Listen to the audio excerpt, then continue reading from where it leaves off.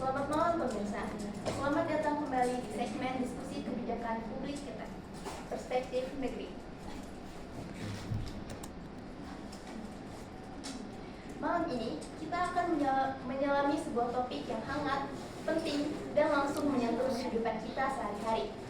Topik kita malam ini adalah PPN 12%, beban atau solusi bagi perekonomian Indonesia. Mulai 1 Januari 2025, pemerintah resmi menaikkan tarif pajak pertambahan nilai atau PPN dari 11% menjadi 12%. Kebijakan ini merupakan bagian dari reformasi pajak nasional yang tertuang dalam Undang-Undang Harmonisasi Peraturan Perpajakan. Langkah ini tentu tidak muncul begitu saja.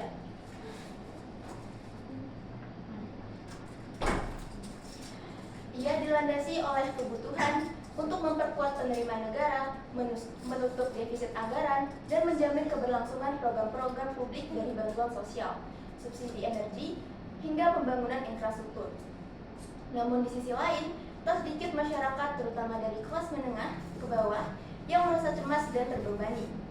Mereka khawatir kenaikan harga barang dan jasa akibat PPN ini akan menambah tekanan dalam kehidupan sehari-hari yang sudah cukup berat. Banyak yang bertanya, apakah ini saat yang tepat? Apakah keadilan fiskal benar-benar ditegakkan? Apakah rakyat kecil menjadi prioritas? Disinilah kita hadir untuk membuka ruang dialog, untuk menimbang bukan hanya angka dan data, tetapi juga suara hati dari rakyat. Di forum ini, kita akan mendengar berbagai sudut pandang dari pihak yang mendukung kenaikan ini sebagai solusi fiskal yang realistis dan perlu, hingga mereka yang melihatnya sebagai beban tambahan yang memperlebar jurang kesenjangan ekonomi.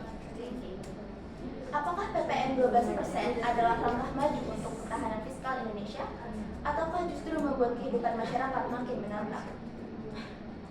Mari kita cari jawabannya langsung dari para narasumber dan perwakilan publik yang telah hadir bersama kita malam ini. Untuk itu, silakan perkenalan terlebih dahulu. Baik semuanya, perkenalkan saya Rizda Lestari saya bekerja di lembaga keuangan pemerintah. Perkenalkan saya Hamzah Zaki sebagai ketua RT di RP Sukamakmur, Dinas Sukamakmur. Perkenalkan saya Benefida sebagai karyawan swasta di perusahaan yang biasa saja di Jakarta. Perkenalkan, nama saya Arya Megatara Prasetyo dan sebagai CEO dari perusahaan Mantra. Pemirsa, tanpa berlama-lama lagi, mari kita langsung mulai dari Ibu Rizda sebagai ahli ekonomi dari pihak pemerintah. Bagaimana pandangan Anda terhadap kenaikan PPN menjadi 12%? Oke, saya memahami bahwa isu pajak ini sangat-sangat sensitif ya. Apalagi dengan adanya isu kenaikan pajak menjadi 12%, tentunya menimbulkan pertanyaan, perdebatan, bahkan kecemasan bagi masyarakat. Nah, di hari ini, duduknya saya di sini, saya akan memberitahu kepada semuanya bahwa kebijakan ini bukan hanya perlu, tetapi juga bermanfaat, adil, dan berkelanjutan untuk jangka panjang, untuk negara dan masyarakat. Maka dari itu, saya akan mengupas tuntas satu persatu di sini. Pertama, sumber pendapatan negara itu dibagi menjadi tiga. Yang pertama, ada pendapatan pajak. Yang kedua, pendapatan bukan dari pajak. Dan yang ketiga ada hibah. Nah, pajak adalah pendapatan utama negara. Terus saya tekankan lagi, pajak adalah pendapatan utama negara. Bukan seperti pinjaman ataupun hutang yang memiliki bunga. Namun, pajak ini adalah sistem yang berkelanjutan dan yang nantinya tuh dananya bisa digunakan untuk membiayai layanan publik seperti pendidikan, kesehatan, infrastruktur, subsidi pangan, dan perlindungan sosial. Kita lihat aja di realistis yang lapangan ada. Jika kita ingin memiliki jalan raya yang baik, jalan tol yang bagus, rumah sakit yang memiliki fasilitas lengkap, kualitas pendidikan yang merata, ketahanan pangan yang kuat, tentunya membutuhkan dana yang cukup kan? Nah, kenaikan pajak menjadi 12% bukan hanya sekedar angka, tetapi sebagai komitmen. Komitmen apa? Komitmen bersama untuk kita berkontribusi lebih besar demi kepentingan bersama. Perlu saya tekankan, pembangunan infrastruktur di Indonesia seperti jalan tol, pelabuhan, bandara, jembatan, fasilitas umum, sekolah-sekolah, dananya rata-rata dibiayai oleh dana pajak. Nah, maka dari itu pajak menjadi sumber pendanaan utama untuk proyek-proyek ini. Bayarnya seperti ini. Dengan tambahan pajak menjadi 12% pendapatan pajak, pemerintah dapat membangun lebih banyak lagi sekolah-sekolah di wilayah terpencil, memperkuat jaminan kesehatan sosial, dan menyalurkan bantuan sosial kepada kelompok-kelompok yang rentan atau kelompok-kelompok yang kurang mampu. Pembangunan infrastruktur tidak hanya sebatas tumpukan bata atau hantaran aspal saja. Pembangunan infrastruktur ini memiliki dampak positif yang signifikan. Nah, dampak positifnya itu ada penurunan biaya logistik dan peningkatan akses masyarakat terhadap berbagai layanan publik. Itu yang pertama. Yang kedua, pajak naik berarti ketahanan fiskal juga naik. Nah, ketahanan fiskal ini apa sih? Ketahanan fiskal ini berarti ketahanan suatu negara yang bisa menangani problem apabila ada krisis ekonomi. Nah, seperti itu. Dengan adanya kenaikan pajak menjadi 12%, kita sedang memperkuat fondasi fiskal negara. Rumah tanpa fondasi yang kuat aja akan roboh. Bagaimana negara tanpa fondasi yang kuat? Nah, maka dari itu, negara dengan rasio pajak yang tinggi biasanya lebih tahan terhadap krisis ekonomi dan memiliki cadangan anggaran dan kemampuan belanja yang fleksibel. Sebagai contoh deh, saya kasih contoh, negara seperti Swedia dan Norwegia menerapkan pajak yang tinggi. Tapi lihat aja deh warganya. Warganya mendapatkan pendidikan yang gratis, jaminan kesehatan menyeluruh, dan juga kualitas hidup yang sangat-sangat tinggi. Ini bukan hanya kebetulan biasa. Ini hasil dari kesadaran kolektif tentang pentingnya kontribusi melalui pajak.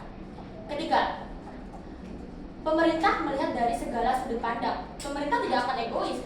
Saya tahu bahwa banyak sekali yang khawatir akan kenaikan pajak dan memberatkan masyarakat, terutama kalangan menengah ke bawah ya. Namun, argumen ini akan valid kok.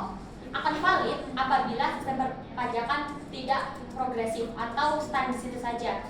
Namun, yang ada saat ini, sistem perpajakan saat ini adalah bersikap adil. Yang memiliki pendapatan tinggi akan membayar pajak lebih tinggi dibanding yang memiliki pendapatan rendah. Dengan sistem perpajakan yang progresif ini, beban tidak akan merata. Ingat, beban tidak akan merata, melainkan disesuaikan. Orang kaya tentunya akan membayar pajak lebih besar dibandingkan orang miskin.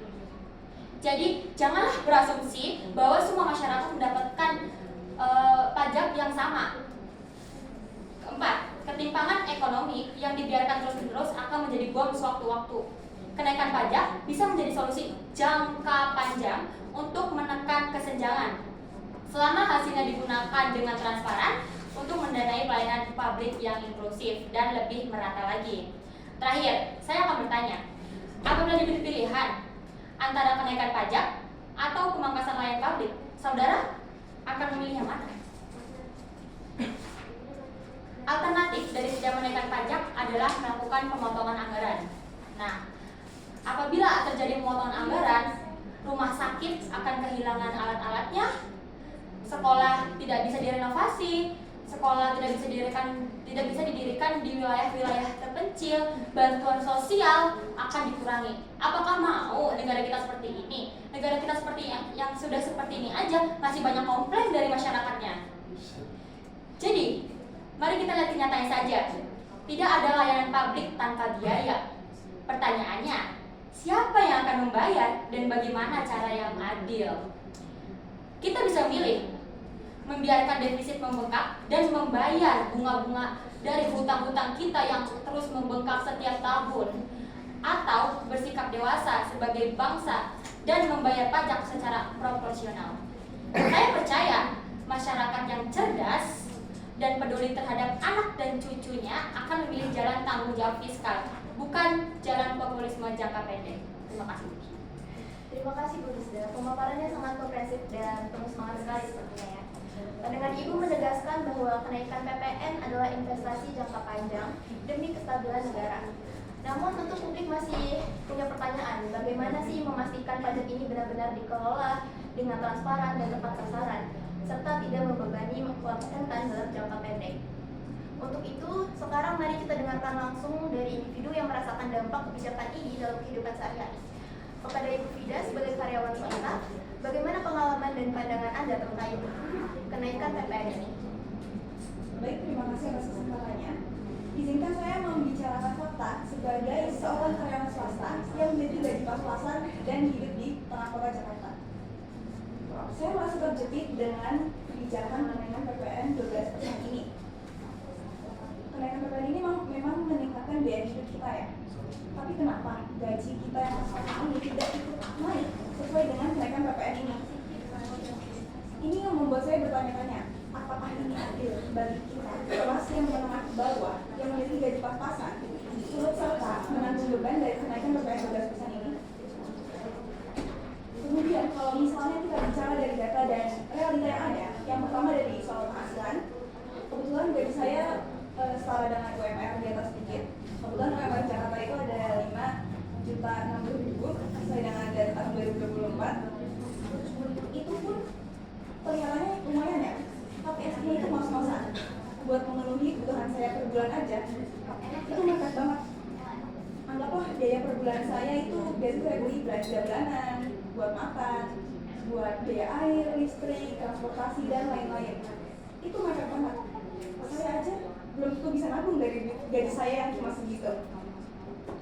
Apalagi sekarang dengan kenaikan PPN yang sebesar 12% ini, saya merasa angka ini walaupun cuma naik 1%, naik satu angka dari 11 ke 12 itu, tapi nyatanya dampak yang diberikan itu sangat berpengaruh di kehidupan saya. Semua harga naik, mulai dari makanan, belanja bulanan, segala macam yang tadi saya sebutkan, itu berpengaruh bagi kehidupan saya. Semuanya kena PPN. Nah, seperti yang kita tahu ya, PPN itu kan pajak regresif, yang dimana semua orang harus membayar dalam jumlah yang sama, tapi nggak peduli mau gaji dia dikit atau besar, atau dikit atau banyak. Anggaplah ketika saya dan orang yang memiliki gajinya 50 juta sama-sama membayar PPN 12% untuk sebuah makanan, anggaplah Indomie. Itu sama sebuah makanan yang mungkin bagi saya adalah makanan saya sehari-hari ya. Tapi bagi orang yang memiliki 50 juta itu mungkin hanya cemilan atau bahkan mereka nggak makan itu, mereka udah makan yang lain, mereka nggak akan terganggu dengan kenaikan PPN itu. Kita tahu kalau misalnya keadaan sosial itu harusnya yang kuat melindungi yang lemah, tapi kebijakan ini membuat sebaliknya. Ketika yang lemah malah disuruh mengerti, yang lemah disuruh berkontribusi. Selanjutnya kalau misalnya kita lihat dari alasan pemerintah, katanya sih PPN naik demi meningkatkan penerimaan negara, anggaran pembangunan, dan fiskal yang kuat. Tapi kalau boleh jujur, kami sebagai kelas menengah ke bawah yang gajinya lepas, kita tuh nggak merasakan fasilitas yang dibangun oleh pemerintah tersebut. Misalnya seperti yang Ibu Rizda katakan sebelumnya, seperti pembangunan jalan tol, bandara, itu kan kebanyakan dinikmati oleh orang-orang kelas atas ya. Sedangkan kelas menengah ke bawah itu jarang sekali menikmati fasilitas tersebut. Jadi sama aja kita bohong dong. Kami masih naik motor di jalan yang rusak, kami masih mengantre di puskesmas yang ngantri banget, BPJS-nya pun masih kurang banget buat melayani kebutuhan kita. Terus juga sekolah masih banyak yang ditagihin iuran. Terus kemudian kami tuh lama-lama malah menjadi pahlawan pajak yang nggak pernah diajak rapor. Kenapa bukan pajak barang mewah yang didahulukan? Kenapa bukan perusahaan besar yang dievaluasi insentifnya? Kebetulan kalau nggak salah saya pernah baca dari data Kementerian Keuangan tahun 2023, rasio pajak di Indonesia itu hanya sekitar 10,4%, lebih rendah dibandingkan negara-negara di ASEAN. Tapi kenapa solusi yang dihadirkan oleh pemerintah Indonesia itu menaikkan pajak PPN ini sebesar 12% kepada rakyat kecil? Bukannya kami anti pajak, bukan. Kami sadar kalau misalnya negara ini butuh biaya untuk berjalan, untuk maju, kami sadar. Tapi kami juga ingin kebijakan ini dibuat lebih proporsional lagi, bukan sekedar asal pungut dengan menarik dari yang paling mudah ditarik, seperti golongan-golongan kelas menengah ke bawah. Kami ini kelas menengah ke bawah, nggak terlalu kaya buat dapat bantuan, nggak terlalu miskin buat dapat bantuan, dan nggak terlalu kaya buat dapat hidup nyaman. Jadi tolong jangan suruh kami untuk ngalah. Mungkin PPN 12% ini terlihat kecil ya dari grafik ekonomi, tapi buat kita itu adalah satu harapan yang mengaburkan mimpi kami. Sekian itu aja. Baik Ibu Yuda, apa yang disampaikan ini sangat menggugah dan saya yakin banyak yang merasakan hal yang serupa ya. Suara Anda bukan hanya soal angka, tapi realita hidup yang banyak warga kota dengan penghasilan pas-pasan. Selanjutnya saya akan bertanya langsung kepada Pak Zaki sebagai Ketua RT Sukamakmur. Bagaimana masyarakat menanggapi dengan kasus kenaikan PPN ini, Pak? Sebagai Ketua RT di Desa Makmur, jujur saya melihat dan ngerasain langsung bagaimana masyarakat di Desa Makmur susah karena berjuang untuk memenuhi kebutuhan sehari-hari. Kenaikan PPN kan bikin meningkatkan harga barang-barang dan jasa yang jujur itu memberatkan keluarga miskin dan rentan. Saya paham sekarang PPN naik dari 11 ke 12%. Baik juga tuh Bu Pak yang ngomel di warung rame banget, di grup WA juga rame-rame. Sama kayak ada yang juga yang kirim berita katanya harga pada makin gila, katanya pemerintah makin menekan rakyat kecil. Saya dengerin semua itu, saya ngerti juga, dan karena saya juga rakyat kecil. Dan saya juga mikir, saya gak mau cuma ikut ngomel doang, saya coba lihat dari sisi saya sendiri. Saya ini siapa? Saya cuma buruh serabutan, kadang kerja, kadang enggak, kadang dipanggil buat bawa rumah, ada ngojek juga. Kadang saya cuma duduk di depan rumah ngeliatin burung, nunggu rezeki lewat.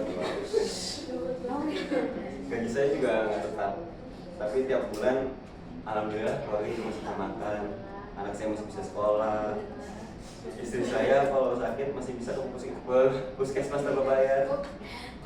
Saya nggak punya tabungan tapi saya masih bisa hidup. Dan kalau saya jujur ke diri sendiri sih, itu bukan karena saya hebat, itu karena negara bantu saya. 3 bulan sekali istri saya terima bantuan PKH. Dulu waktu COVID juga kami juga kebagian BLT. Anak saya pakai KIP buat sekolah. Waktu saya sakit 2 tahun lalu, saya pakai BPJS dan nggak keluar uang sama sekali. Kalau semua itu harus bayar sendiri, kayaknya saya juga nggak bakal bisa bertahan di sana. Saya juga sering mikir, ini semua dari mana dan dari pajak, dan salah satunya ya dari PPN itu. Jadi kalau sekarang pemerintah bilang PPN dinaikkan, ya saya bisa pahami. Negara butuh uang biar program bantuan kayak yang saya nikmatin ini bisa berjalan. Lagian saya juga lihat sendiri barang-barang yang saya beli sehari-hari juga naik juga PPN, kayak beras, cabai, sayur, dan minyak juga. Itu semua bebas pajak. Saya belanja di warung bahkan di supermarket. Saya beli sabun murah, rokok, eceran, mie instan, oke lah harganya naik sedikit. Tapi saya masih bisa beli dan saya anggap itu bagian saya juga walaupun kecil, dan saya juga ikut gotong royong juga. Saya tahu mungkin yang paling ribut soal PPN ini justru yang di kelas menengah, yang penghasilannya tetap tapi pengeluarannya banyak. Yang tiap minggu belanja online, makan di luar, beli gadget baru, mereka mungkin lebih terasa, tapi kami yang hidupnya terbiasa irit gak terlalu kaget. Dan saya juga tahu gak semua orang bisa sepemikiran kayak saya. Tapi saya nggak mau cuma jadi orang yang nyalain terus. Saya juga punya suara, saya juga punya pengalaman, dan dari pengalaman saya, bantuan pemerintah itu nyata dan sangat amat berarti, dan itu semua jalan karena negara punya pemasukan. Makanya saya bilang ke tetangga, kalau kita masih bisa makan, masih bisa berobat gratis, ya kita juga punya tanggung jawab bantu negara jalan terus, entah itu dari pajak, dari PPN, atau sekedar ikut jaga keamanan lingkungan. Semua itu kontribusi. Saya cuma minta satu hal ke pemerintah, tolong jaga uang itu baik-baik. Jangan disalahgunakan, jangan sampai yang udah susah makin susah karena uangnya dipakai buat hal yang nggak benar. Buat saya PPN 12% bukan soal beban, tapi soal tanggung jawab bersama. Selama uangnya dipakai untuk rakyat, untuk bantu yang lebih susah dari saya ikhlas, saya rela bayar lebih 100-200 rupiah dari sabun yang saya beli, asal anak saya tetap bisa sekolah, asal kalau saya sakit masih bisa ditolong. Saya rakyat kecil, tapi saya paham karena PPN harus naik, dan saya nggak malu untuk bilang saya mendukung. Terima kasih banyak Pak Zaki, pernyataan Anda barusan sangat menyentuh karena jujur banget ya. Tapi juga karena penuh kesadaran. Pak Zaki menggambarkan sisi rakyat yang kecil yang tidak menuntut, tapi juga memahami peran dan tanggung jawabnya. Hal ini merupakan suara yang jarang banget kita dengar di ruang publik dan sangat berarti. Namun tentu PPN ini berdampak luas dan tidak semua sektor mengalaminya dengan cara yang sama.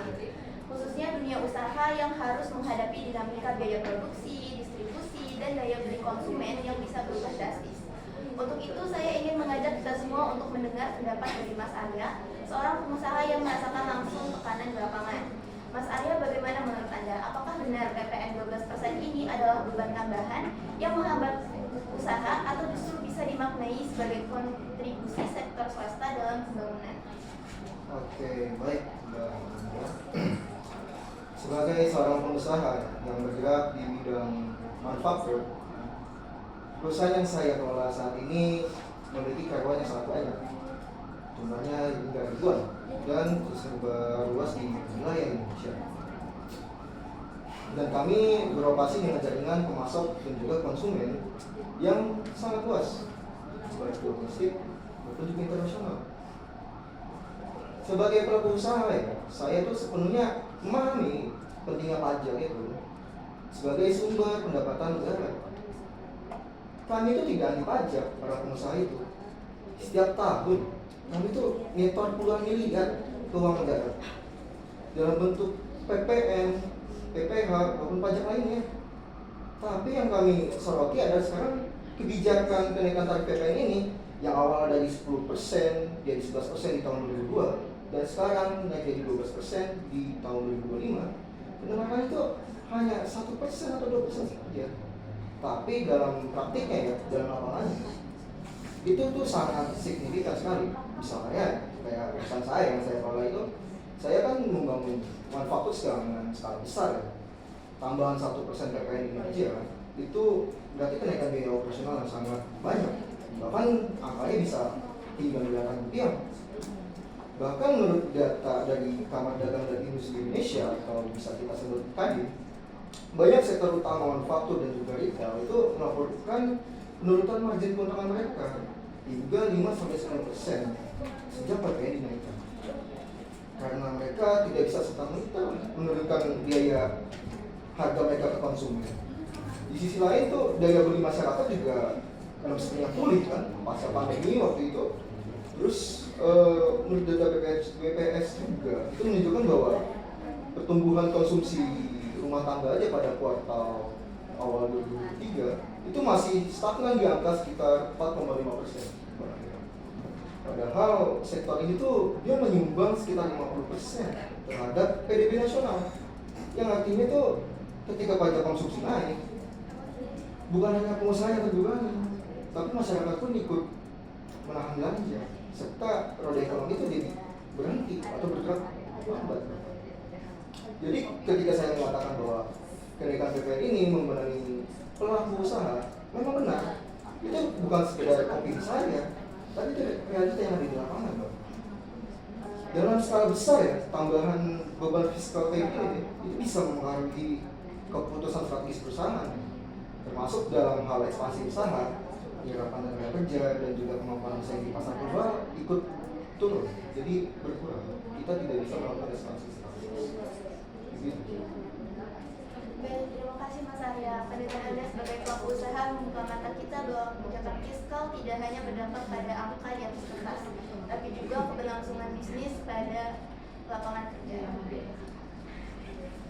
Sekarang, terima kasih kepada para narasumber atas pandangan yang sangat beragam. Kita telah mendengar alasan dari pihak yang mendukung dan juga keresahan dari pihak yang merasa dirugikan. Namun, tentu masyarakat ingin lebih dari sekedar pendapat satu orang. Sekarang, mari kita akan masuk ke bagian diskusi yang lebih mendalam. Saya akan mulai melemparkan beberapa pertanyaan silang untuk menguji seberapa kuat argumen yang telah disampaikan. Kita mulai dengan Ibu Rizda. Dari sudut pandang ekonom, yang memang paham dari awal rencana kebijakan pemerintah kenaikan PPN 12% ini. Ibu Rizda, bagaimana pemerintah memastikan bahwa kenaikan PPN ini justru tidak membebani masyarakat berpenghasilan rendah? Bukankah mereka yang paling rentan terhadap perubahan harga? Dan apakah ada contoh nyata dari negara lain yang berhasil mendorong pertumbuhan ekonomi lewat kebijakan kenaikan PPN ini? Oke, saya akan menjawab dari pandangan realisasi aja ya.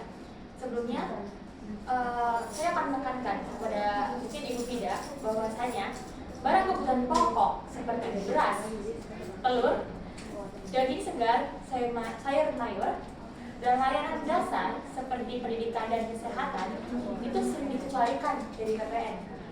Jadi apabila Ibu Fida merasakan bahwa kenaikan PPN ini menyusahkan Ibu Fida, mungkin Ibu Fida bisa lebih research lagi kali ya, bahwasanya beras, telur, daging segar itu tidak ada PPN-nya, bahkan dikecualikan seperti dari pendidikan dan kesehatan.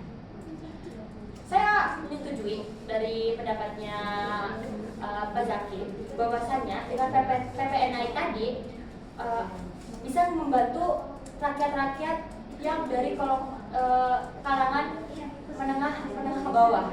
Nah, dengan ada PPN naik ini dapat meredistribusikan pendapatan orang-orang kaya agar orang-orang yang berada di kalangan menengah, bahkan menengah ke bawah ini bisa merasakan bantuan-bantuan seperti PKH tadi, ada BLT, KIP, BPJS, dan bantuan-bantuan pemerintah ini nyata dan ada karena apa? Karena dari pendapatan utama negara, yaitu pajak. Nah, selain itu, dengan adanya bantuan-bantuan tadi seperti BLT, terus juga ada KIP, BPJS, ini adalah suatu program untuk menjaga daya beli masyarakat. Nah, selain itu, PPN juga biasanya dikompensasikan dengan peningkatan penerimaan negara yang kemudian bisa digunakan untuk pembangunan infrastruktur.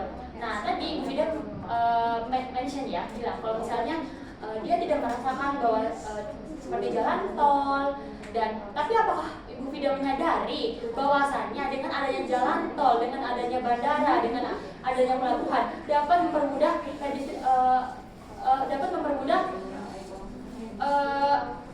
distribusi barang. Nah, dengan adanya distribusi barang yang mudah akan sedikitkan biaya distribusi. Nah, apabila tidak ada bandara, tidak ada jalan tol, tentunya bensin juga akan lebih banyak digunakan karena kita harus muter, kita harus menggunakan transportasi yang menggunakan duitnya lebih banyak, misalnya seperti itu. Apabila tadi Ibu Fida bilang tidak merasakan, saya sudah memberikan kasus nyata bahwasanya jalan tol, bandara, pelabuhan ini tuh memberikan dampak-dampak positif, bukan hanya dampak positif bagi kalangan menengah ke atas, tapi juga bisa dirasakan oleh dampak positif bagi kalangan menengah ke bawah. Saya kasih contoh di Papua nih. Nah, di Papua dahulu belum ada yang namanya bandara. Saat ini sudah ada kan. Nah, dahulu harga-harga pokok aja di sana mahal sekali. Semenjak adanya bandara, harga pokok di sana relatif turun dikarenakan harga distribusinya itu sudah lebih sedikit seperti itu.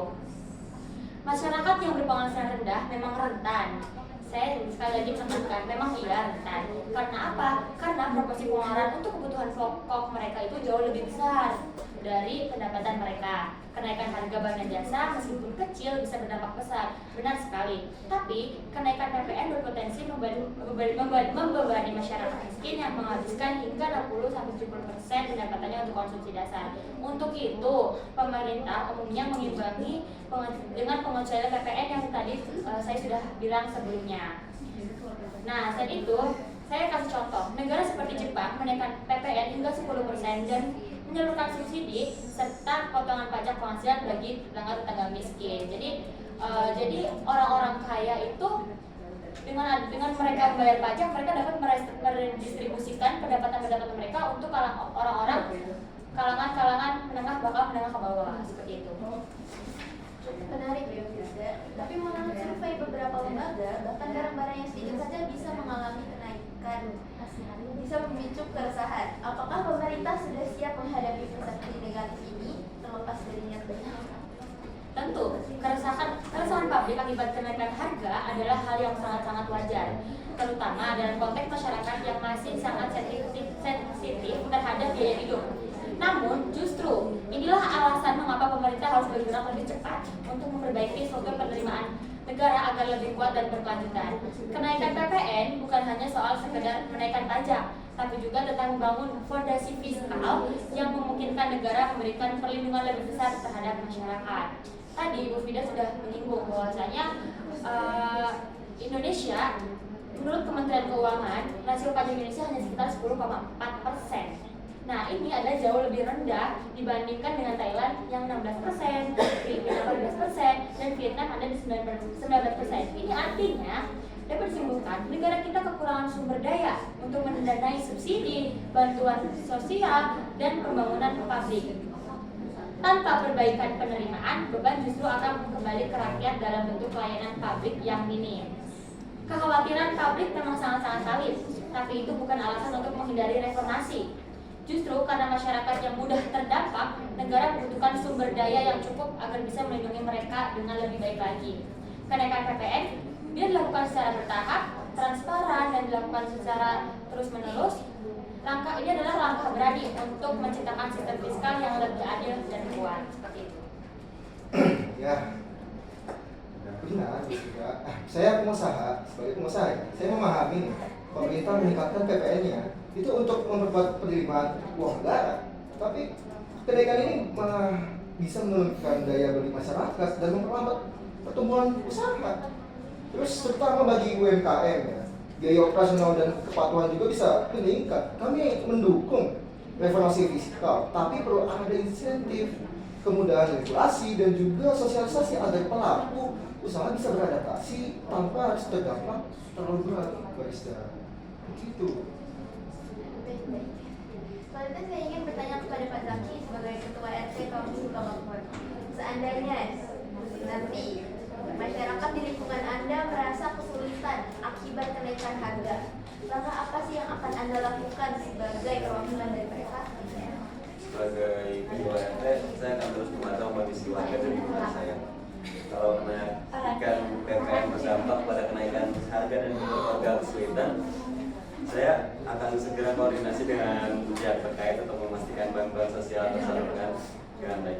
Saya juga akan mengajak warga untuk lebih bijak mengelola pengeluaran sambil berharap kebijakan ini bisa membantu pemerintah meningkatkan pelayanan publik yang akhirnya dirasakan masyarakat.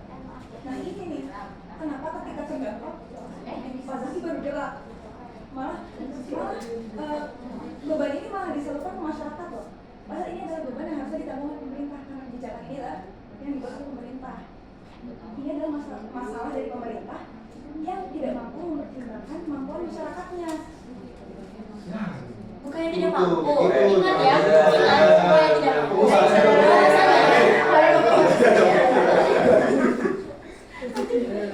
Sekarang mari kita beralih ke pihak yang kontra. Mas Arya sebagai pengusaha, Anda mengatakan bahwa kebijakan ini untuk memberatkan pengusaha. Bisa jelaskan secara konkret bentuk beban itu dalam aktivitas usaha harian Anda? Oke, baik. Terima kasih atas pertanyaan Mbak Nandra. Betul ya, saya menyatakan bahwa kebijakan kenaikan PPN ini sangat membantu pelaku usaha. Dan izinkan saya menjelaskan secara konkret dan dari sisi operasional dari perusahaan saya. Oke. Sebagai contoh, dalam industri manufaktur yang saya jalankan, kami setiap bulannya itu menghabiskan sekitar 10 miliar untuk pembelian bahan baku. Kemudian saat PPN naik dari 10% dan jadi 11%, itu artinya kami harus menambah 100 juta per bulannya hanya untuk membayar pajak dan atas bahan baku saja itu. Dan sekarang naiknya menjadi 12%, yang dimana maka itu jadi beban tambahan lagi bagi perusahaan saya. Belum lagi biaya jasa logistik dan distribusi. Dalam skema PPN hampir semua transaksi dikenai pajak.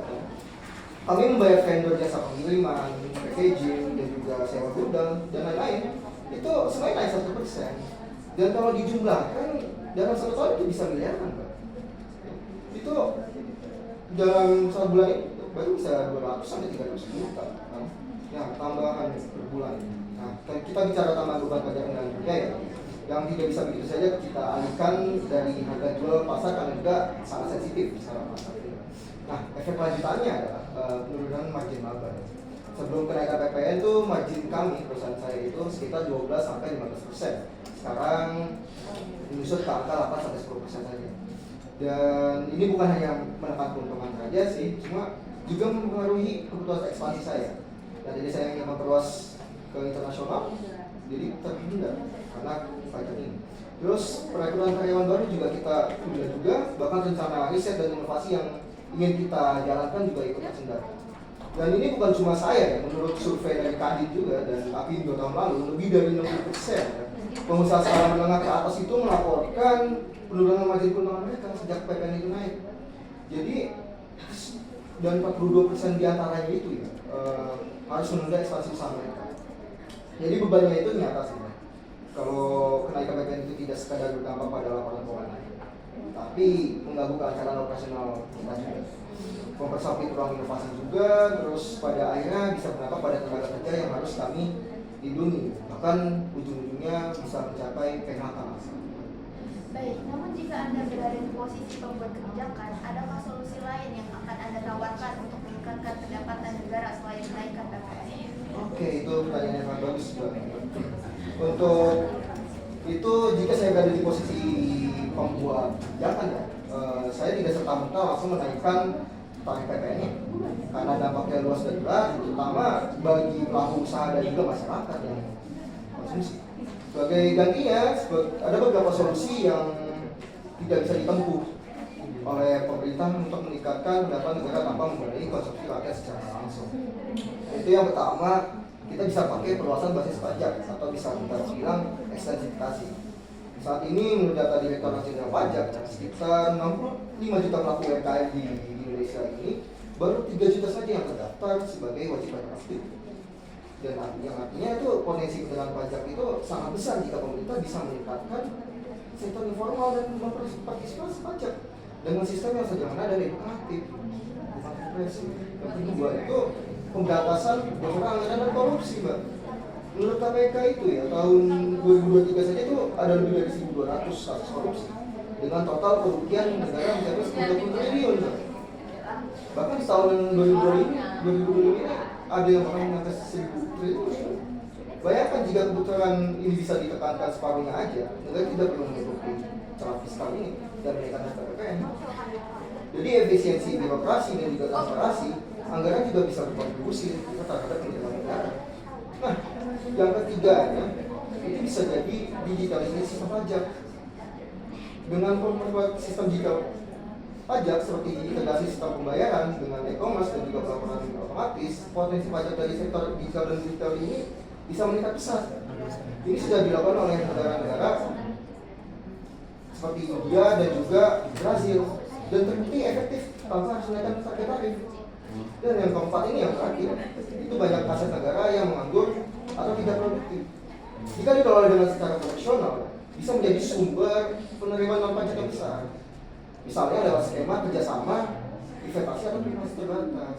Nah, intinya gini loh Pak, ada banyak cara untuk meningkatkan pendapatan negara tanpa harus membenahi konsumsi rakyat dan memukul para pelaku usaha ini untuk jadi mundur. Ya. Nah, yang dibutuhkan adalah itu inovasi kebijakan, pertama, kedua keberanian reformasi, dan juga yang terakhir itu kemauan politik untuk membenahi sistem kita tuh dari dalam, karena sistem kita sudah amat busuk.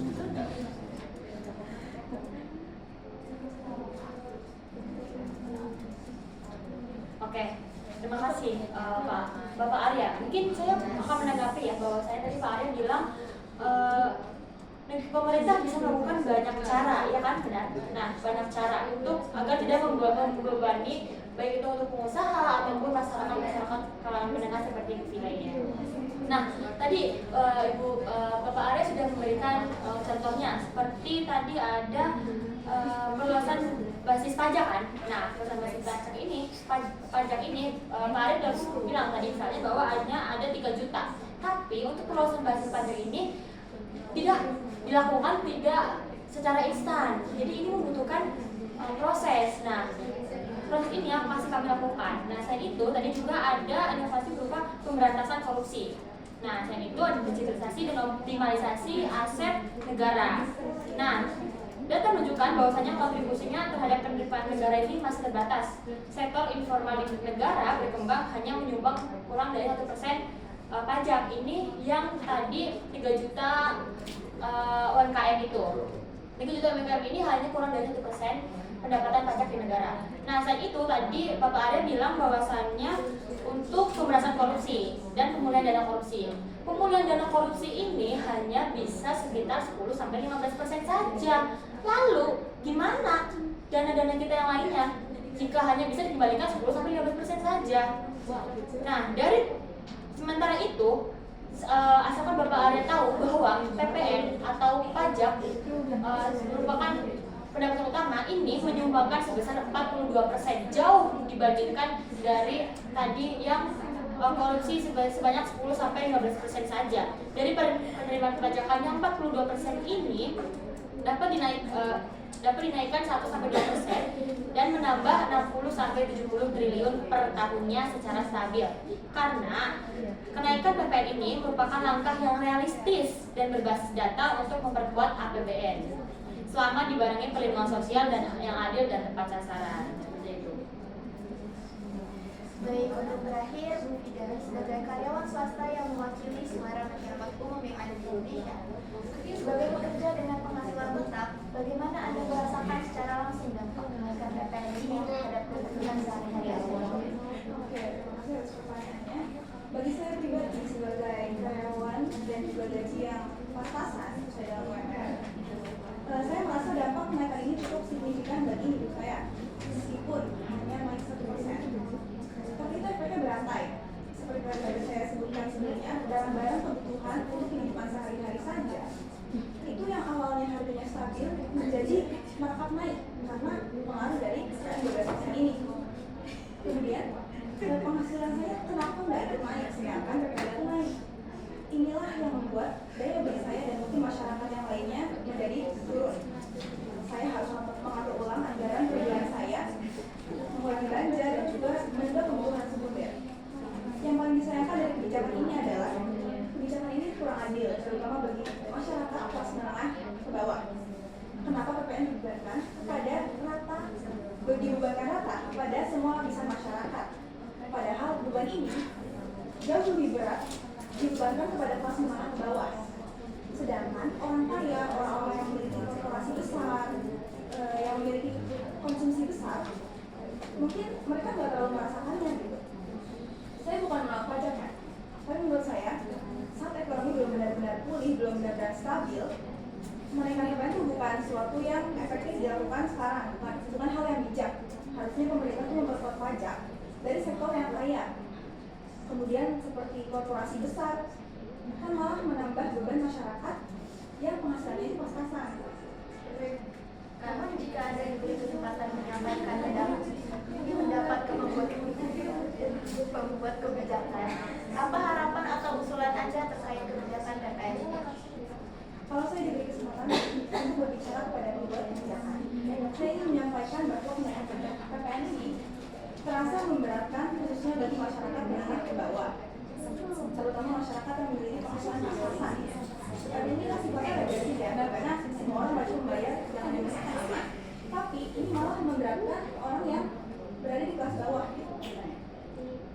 Saya berharap pemerintah meninjau kembali kebijakan ini, atau setidaknya tuh menunda penerapannya sampai ekonomi kita benar-benar stabil. Dan juga seharusnya fokus kepada peningkatan pajak dari yang sektor kaya, korporasi besar, kemudian barang mewah, dan lain-lain. Walaupun tetap dijalankan, seharusnya kompensasinya ini lebih jelas, seperti bahan sos ditingkatkan, harga kebutuhan harga pokok dijaga, kemudian pengelolaan dana pajak pun harus dilakukan secara transparan. Karena bukan untuk membayar pajak ya, tapi kami ingin keadilan dan juga keberpihakan kepada rakyat. Baik, terima kasih kepada semua narasumber atas pandangan yang telah disampaikan. Kita telah mendengar bahwa kenaikan PPN dapat meningkatkan penerimaan negara dan mendukung pembangunan, namun juga dapat meningkatkan gaya hidup dan memperburuk ketimpangan sosial. Penting bagi kita untuk memastikan bahwa kebijakan ini diiringi dengan langkah-langkah untuk melindungi kelompok rentan dan memastikan bahwa manfaatnya dirasakan oleh seluruh lapisan masyarakat. Debat ini menunjukkan bahwa kenaikan PPN adalah isu kompleks yang memerlukan pertimbangan matang dari berbagai aspek. Terima kasih kepada para pemirsa yang telah menonton dan menyimak diskusi kita hari ini. Semoga perbincangan ini dapat membuka wawasan dan menjadi bahan pertimbangan yang baik untuk kita semua di masa depan. Saya Nabila Rizky, pamit undur diri. Salam perspektif.